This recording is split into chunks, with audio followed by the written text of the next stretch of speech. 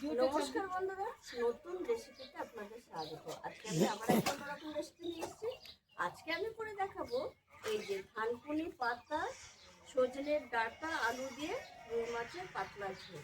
সজনের ডাঁটা, থানকুনি পাতা দিয়ে মাছের ঝোল করবো, তার জন্য আমি সব কেটে নিয়েছি। এখানে নিয়ে নিয়েছি এই দেখুন বন্ধুরা, থানকুনি পাতা আর টমেটো কুচি, সজনের ডাঁটা, আলু, পাকা লঙ্কা মানে কাঁচা পাকা লঙ্কা, রুই মাছ এখানে 1 কেজি আছে, ধনে পাতা কুচি, ডালের বড়ি, একটা ভাজা মশলা আর মিট মশলা, নুন, মিট মশলা না, একটা কাশ্মীরি লঙ্কার গুঁড়ো, কালারটা ভালো আসার জন্য, আর নুন, হলুদ গুঁড়ো, জিরের গুঁড়ো, লঙ্কার গুঁড়ো, কালো গুঁড়ো, আর কিছু লাগবে না। প্রথমে আমি উনুন ধরিয়ে কড়াই বসিয়ে দিয়েছি। এবার কড়াই দিয়ে দেবো আমি সর্ষের তেল। তেলটা গরম হতে হতে মাছে আমি নুন হলুদ মাখিয়ে নেব।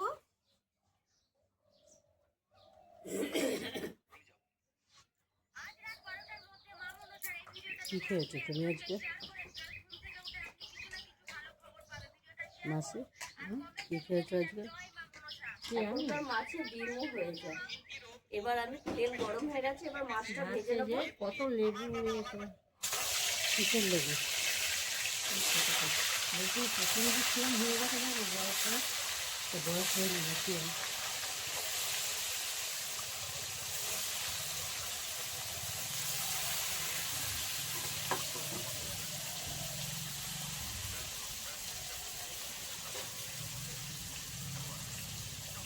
হ্যাঁ চলছে। দেখুন বন্ধুরা, মাছ সব ভাজা হয়ে গেছে, এবার আমি নামিয়ে নেব।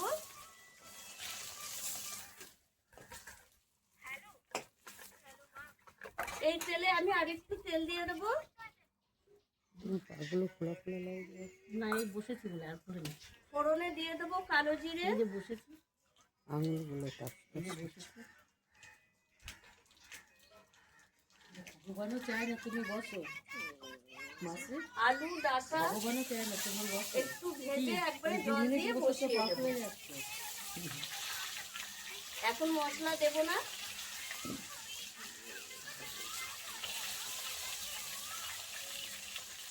শুধু রাহুলের চিনি। টমেটো, কাঁচা লঙ্কা, একটু নুন, স্বাদ মতো লবণ দিচ্ছি, হলুদ গুঁড়ো দিয়ে একটু নেড়ে ছেড়ে নেবো।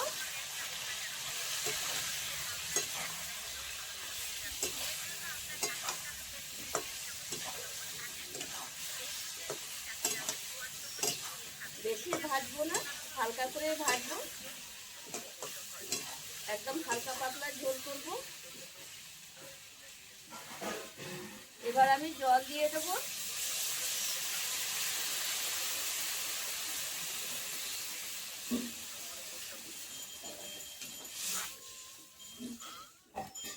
এটা একটু সেদ্ধ হওয়া অবধি জলটা দিলাম, সেদ্ধ হয়ে যায়।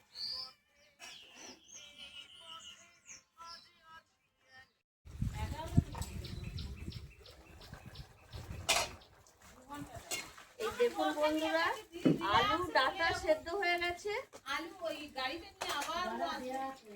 আলু ডাঁটা সেদ্ধ হয়ে গেছে, এবার আমি নামিয়ে নেব।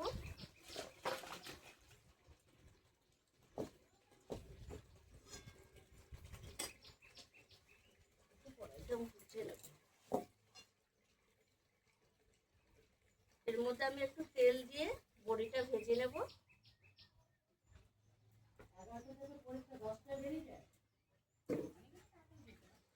বড়িটা একটু ভেজে নেব।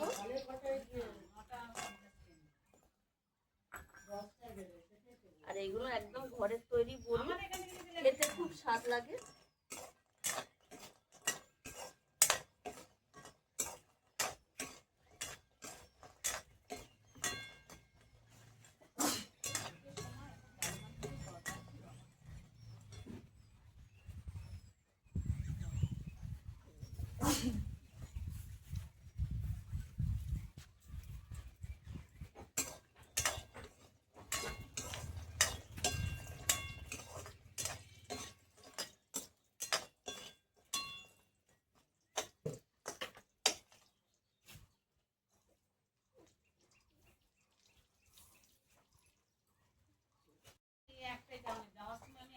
বড়ি সব ভাজা হয়ে গেছে, এবার আমি তুলে নেব, দিয়ে ঝোলের মধ্যেই দিয়ে দেবো।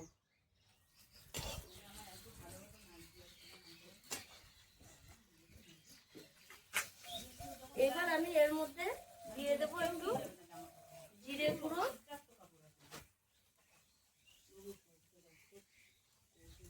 লঙ্কা গুঁড়ো, একটু জল দিয়ে দেবো, কালারটা ভালো আসার জন্য একটু কাশ্মীরি লঙ্কার গুঁড়ো দেবো।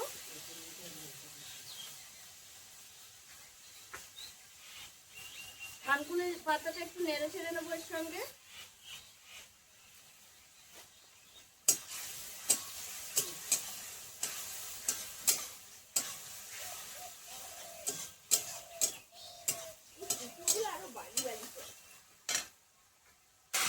এইবার আমি এই নামিয়ে রাখা আলু ডাঁটা বড়ি সব দিয়ে দেবো।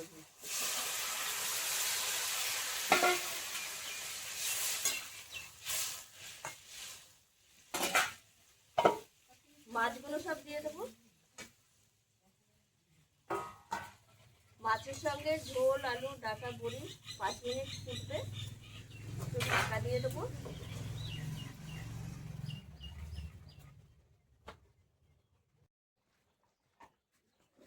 দেখুন বন্ধুরা 5 মিনিট মাছের সঙ্গে বড়ির সঙ্গে ঝোল ফুটে গেছে, এবার হয়ে গেছে ঝোলটা। এবার আমি দিয়ে দেবো এইখানে যে ভাজা মশলাটা, এই মশলাটা দিয়ে দেবো। এই মশলাটা দিলে ঝোলের স্বাদটাই ভালো লাগে খেতে। দিয়ে একটু নেড়ে ছেড়ে নেব,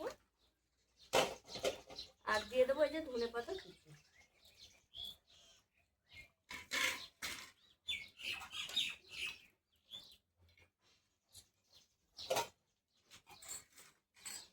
ধনেপাতা দিয়ে 1 মিনিট মতো এরকম ফুটিয়ে নিয়েছি, এবার আমি নামিয়ে দেবো।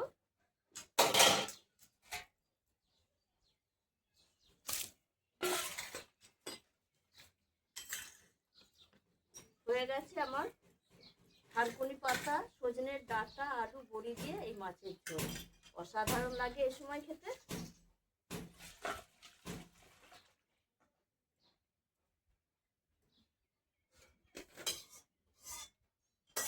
আর থানকুনি পাতার গুণাগুণ তো আপনারা সকলেই জানেন। থানকুনি পাতা আমাদের শরীরে পেট ঠান্ডা করে, আমাশা হলে আমাশা ভালো করে, আর এই সময় এই থানকুনি পাতা খাওয়া খুবই উপকার। আর দেখুন বন্ধুরা কত সুন্দর হয়েছে ঝোলটা। আপনারাও এইভাবে এই সময় গরমের সময়ে এইভাবে একবার থানকুনি পাতা ডাঁটা আলু দিয়ে মাছের ঝোল করে খাবেন, অসাধারণ লাগে।